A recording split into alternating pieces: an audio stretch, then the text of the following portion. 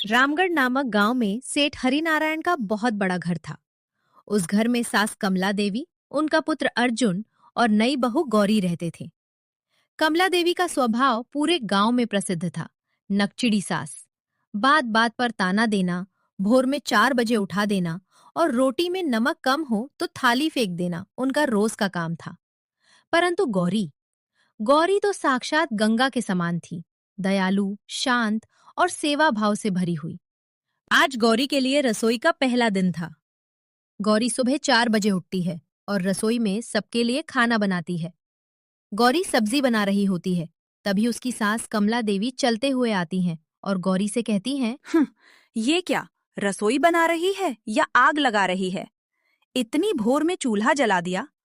हमारे समय में तो बहुएं सूरज निकलने के बाद ही पानी का लोटा छूती थीं।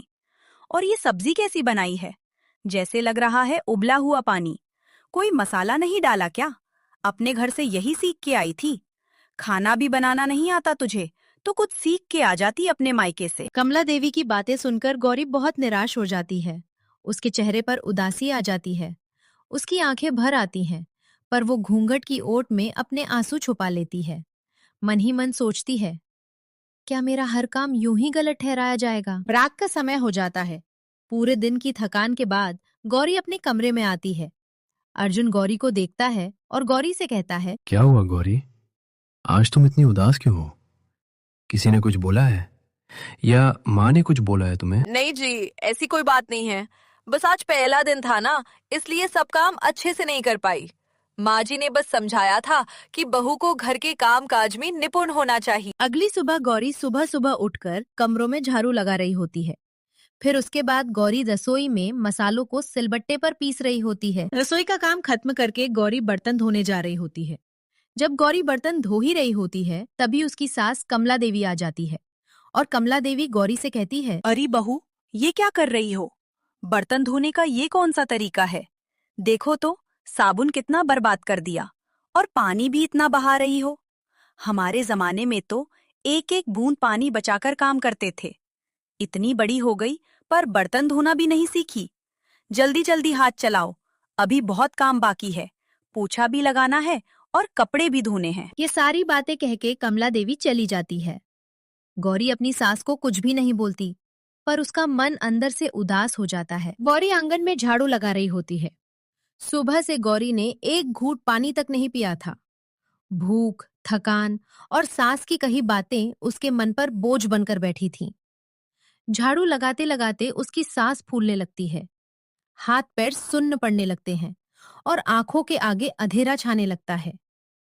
अगले ही पल गौरी चक्कर खाकर आंगन में ही गिर पड़ती है। आंगन में झाड़ू गिरने की आवाज और गौरी के धम से गिरने की आवाज सुनते ही कमला देवी दौड़ते हुए आती है। अरे क्या हुआ तुझे? गिर क्यों गई?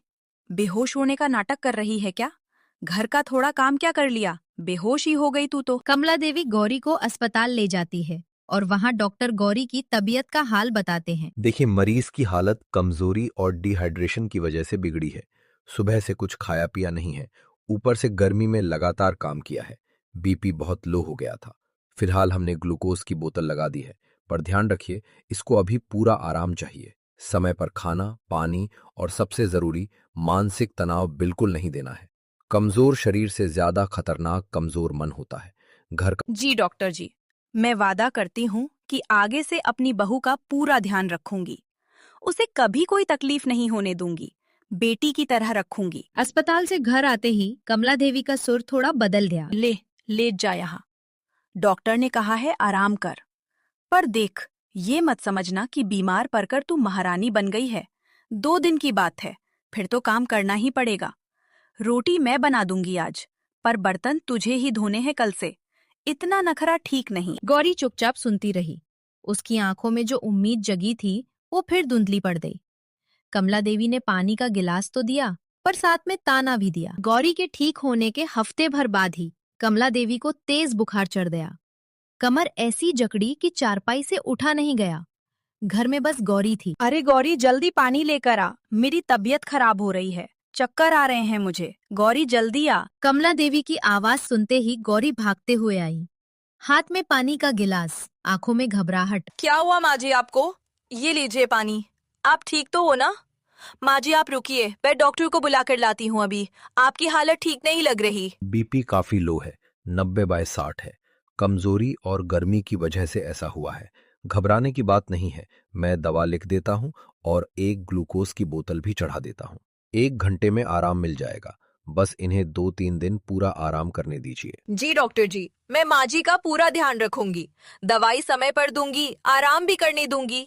आप चिंता मत करिए, मैं एकदम पास रहूंगी हमेशा। पूरी रात गौरी कमला देवी का ध्यान रखती रही। कभी माथे पर पानी की पट्टी रखी, कभी दवा दी। एक पल भी सोई नहीं, बस माँ जी के पास बैठी रही। सुबह जब कमला देवी की आंख खुली तो कमला देवी गौरी को अपने पास बैठा देखकर भावुक हो जाती हैं। कमला देवी मन ही मन बोलती हैं, कल तक जिसे पराई समझती थी, आज उसी ने बेटी बनकर सेवा की। पूरी रात आंखों में काट दी मेरी खातिर। भगवान ऐसी बहू सबको दे। मैंने बहुत गलत सोचा था। कुछ दिन बाद कमला देवी पूरी तरह ठीक हो जाती हैं।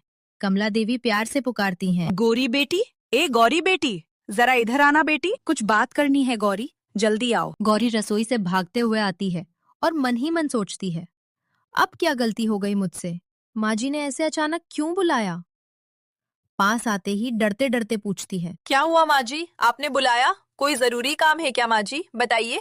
नहीं बेटी, मैंने इसलिए बुलाया तुझे, मैं माफी मांगना चाहती हूँ। बीमारी में तूने जो मेरी सेवा की, उसने मेरी आंखें खोल दी।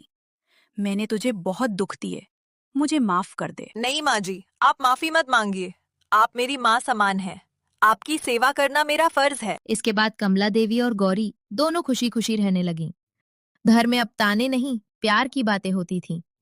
कमला जी हर काम में गौरी का साथ देती और गौरी भी सास को माँ की तरह मानती। इस कहानी से हम सीखते हैं कि सच्ची सेवा और धैर्य से बिगड़े रिश्ते भी सुधर जाते हैं।